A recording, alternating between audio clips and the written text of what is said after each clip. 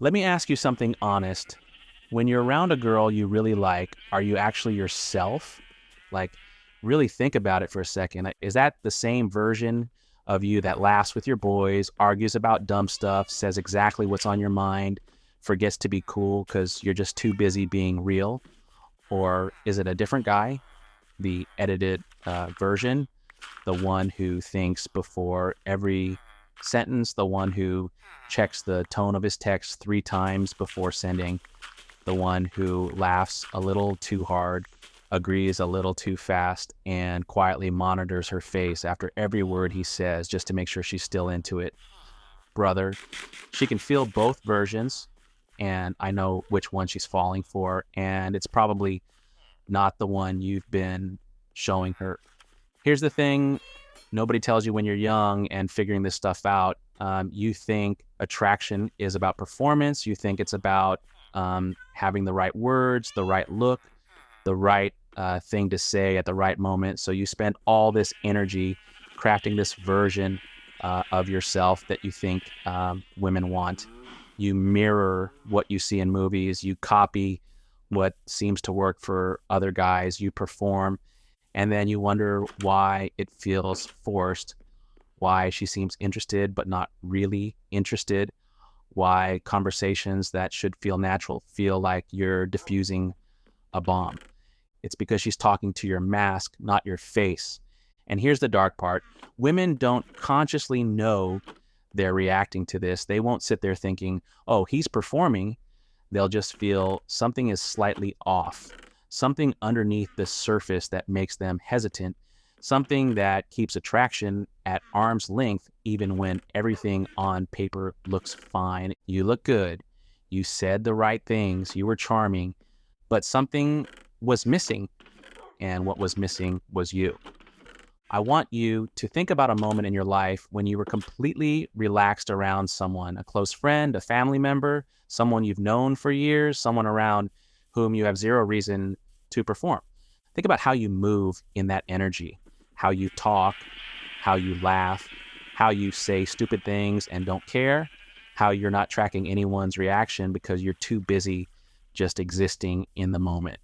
That energy, that ease, that total lack of self-consciousness, that is what she's waiting for, not your highlight reel, not your carefully curated personality, your actual energy, your actual presence, the version of you that forgets to try because it's too busy being alive.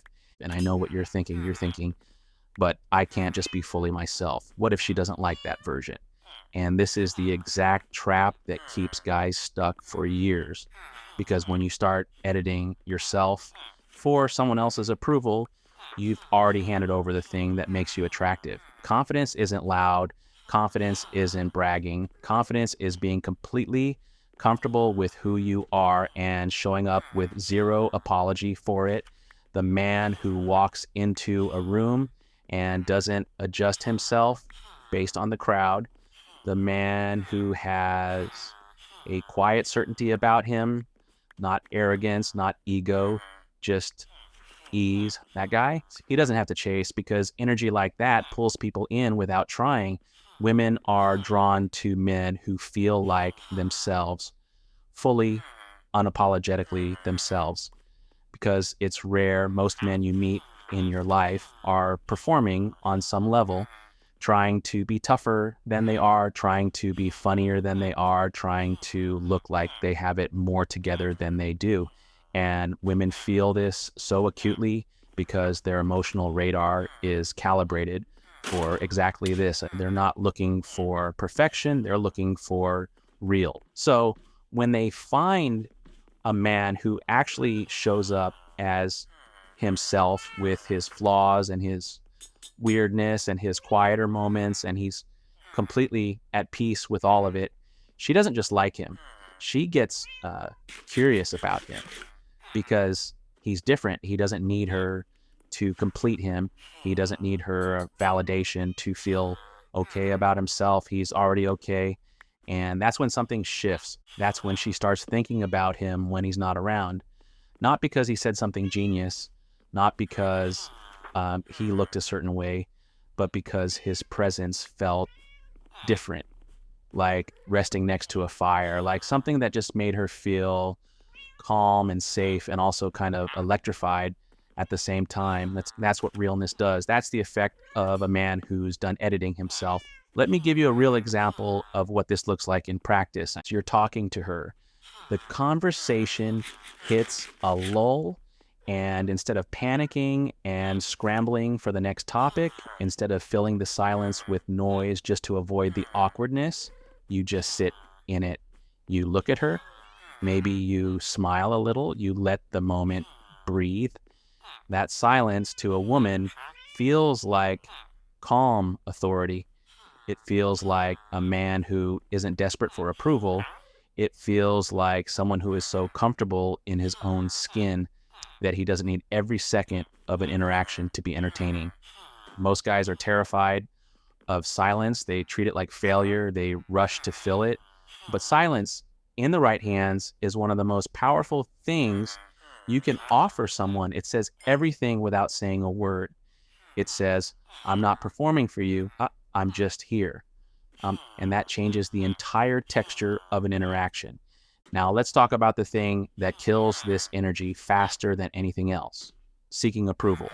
It's subtle, it sneaks in, it sounds like agreement when you actually disagree. It looks like over-explaining when you said something she didn't seem to love. It feels like adjusting your personality mid-conversation because you can sense she's losing interest and you panic. Every time you do this, you're sending a signal, and the signal isn't good. The signal says, my value goes up and down based on how you react to me. And women don't fall for men whose value depends on them. They can't, because there's no tension in that. There's no polarity. There's no mystery when a man doesn't shift himself based on her reaction, when he stays grounded in who he is. Even if the energy dips a little, she feels something she can't quite name. It's a kind of respect, an unconscious recognition that this man knows something about himself that most men don't, that he doesn't need her to hand him his confidence. That's attractive, not in a shallow way, in a deep, long-lasting, I keep thinking about this guy kind of way.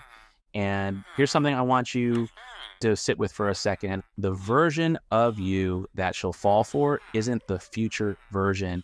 It's not the version after you lose the weight or get the promotion or figure out the perfect thing to say. It's you right now, today, with the uncertainty and the rough edges and the things you're still figuring out. The man who's comfortable being a work in progress is infinitely more attractive than the man who's pretending to be finished, because she's not looking for finished.